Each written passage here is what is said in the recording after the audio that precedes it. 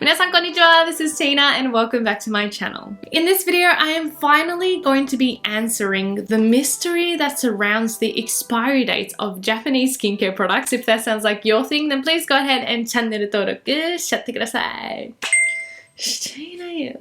I have had this question asked many times, and more these days I feel like people are becoming more aware of and trying to stay on top of skincare expiry dates. It is something we directly apply to our skin and absorb a percentage of it, so I do think it is something important to just know and keep in mind. So most of the big countries that produce a lot of beauty products like America and Korea are really good with indicating this. They usually either include the manufacturing date or the actual expiry date, and then also usually include the period after opening date, which is that little jar you see on the packaging, which lets you know that once opened it lasts however long, usually 6 months, 12 months or 24 months. But one particular country Japan is quite bad at indicating this, so I thought I would let you in on my little secret to decipher the expiry dates. And the truth is,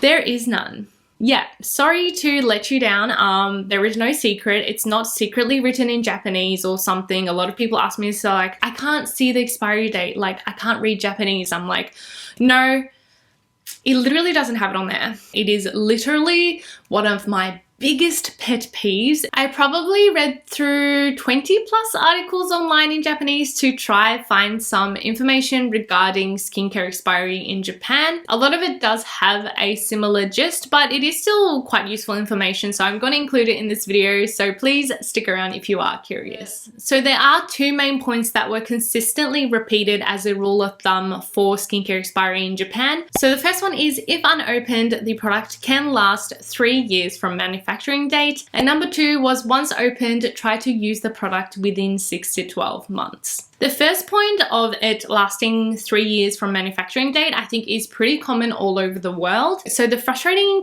kind of loophole in Japanese skincare is that apparently by law, if the product does not become harmful after the point of the 3 years expiry, they technically, by law, do not have to indicate the manufacturing date. So if your product does have an actual date, then you are very lucky. That is an easy way to know when it might expire, but a lot of brands will just have like a batch number, or the date is written in a way that's a little bit hard to decipher. So it does depend on each brand. While I was researching all of this, I actually found that there are a couple of sites that you can punch in the batch number and it actually spits out the date it was manufactured, which I think is super useful. The site that I found most helpful was this one, the cosmetic, that's the link. It is called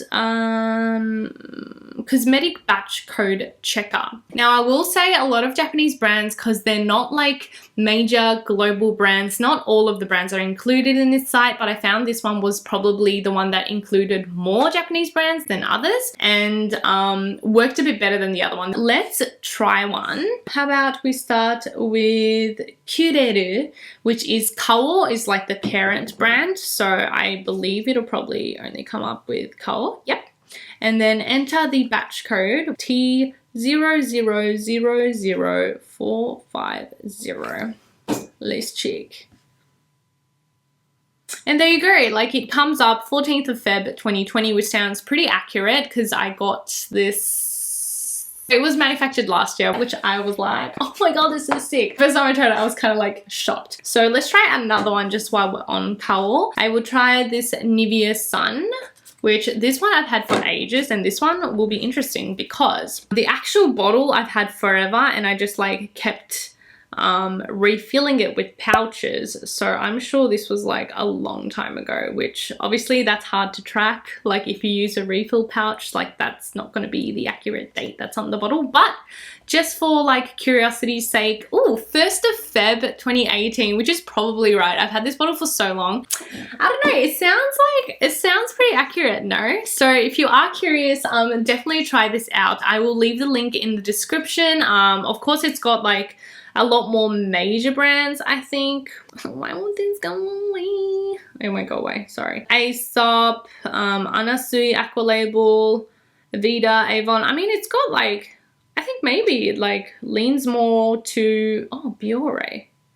I wonder if that's like global Biore or Japan Biore. Probably, or actually Japan Biore is under Kao. So what's another one we've got here? Well, I have my Can Make sunscreen. How about Can Make? It does have Can Make. Oh, this one's really short. I wonder if it'll work. 007D. 007D. It works. I'm pretty excited. So that is a way you can figure out the manufacturing date of some brands in Japan. I definitely won't say it's foolproof. Before filming the video, I did test a couple of brands and definitely not all of them come up, but I think it's kind of interesting and kind of a little bit of fun, so please check that out. And if there is an actual date on your product, like this Biore one, this one actually has a date. It says 2020-0108, so that's probably year 2020 January 8th. I will just say that Japan always writes the year first. It goes year, month, date. So if there is a date on it, count the first numbers as the year. And then month, date. And then some amazing brands like Funkiru, which is very rare, but some brands will actually write the manufacturing date, probably like give you an actual date, and they call it Seizo Nengappi. I am pretty sure. Am I saying that wrong?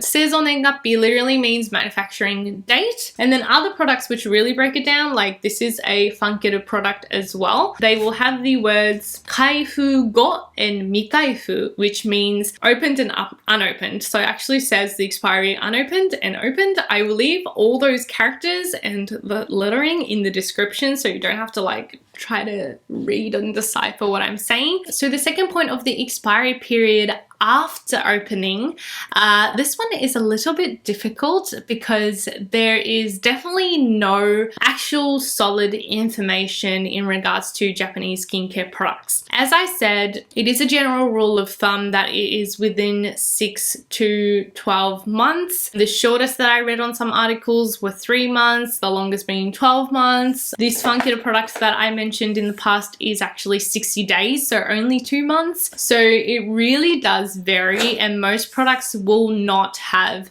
the period after opening. So you got to go with your gut with this one. You kind of do. Personally speaking, I do try to use my Japanese skincare products within 12 months just because they don't indicate the specific date. As you guys know, I do try out a lot of products and have many opened at the same time. So 6 months is pretty hard for me to use up a lot of products. So I aim for the 12 months, and then after that, I do usually use it on my body. Generally speaking, stop using the product if 1, it starts to smell different or smell funny, 2, there is discoloration in the product. Some products will naturally discolor, like a lot of vitamin C, they will oxidize, but most of the time, if it is a product that can discolor over time, the manufacturer will actually write on the package somewhere that this can happen. It happens often with products that use a lot of natural ingredients, so just look out for that. Third is if it starts to split, if the product like splits the oil and water, or there's just some sort of splitting in the formula, stop using it. And lastly, if the texture does change drastically, then that is another indicator that it might be the end of its life. But I do have some tips to kind of extend the life of your skincare. First thing, do not store it in sunlight. I think this is pretty obvious, and it says it on most skincare packaging, but just store it somewhere that is not in direct sunlight. Second, store it somewhere with low humidity. High humidity environments definitely encourages the growth of bacteria, so try to have somewhere that's well ventilated or doesn't get really high humidity. 3, make sure you tightly close your product's lids or caps or whatever. Reduce the amount of air that is touching it, because again, bacteria will form that way. Number 4, try not to directly have the kind of mouth of the product, whether it's a pump or a pipette or like the bottle end, to touch your skin. If it does, just wipe it off with a tissue or something to try to keep it clean. And lastly, you can always use tools tools like little spatulas to get your product out of things like jars that can be quite unhygienic. And the last thing I want to talk about today in regards to expiry is actually to keep a log of your skincare expiry.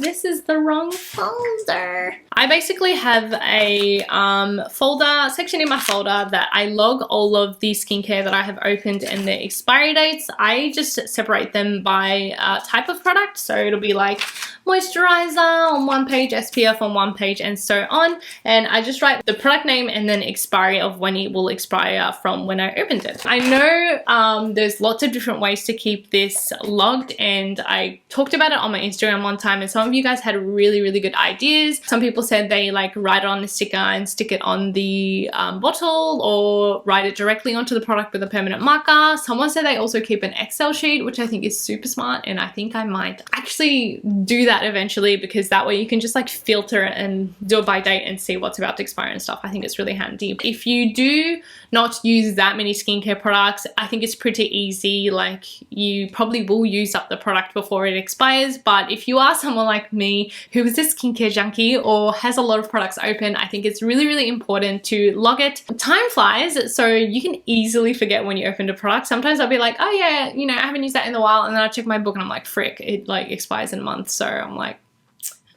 you know. So I hope that helped you guys out a little bit. I'm sorry if you're after some magical formula to figure out the exact date some of your Japanese skincare expired. I'm sorry if you're after something like that and I kind of just like wasted your time, but I still feel like a lot of the information was quite useful and really insightful for me. I hope you guys got something out of it too, and I'll see you guys in the next video. Bye!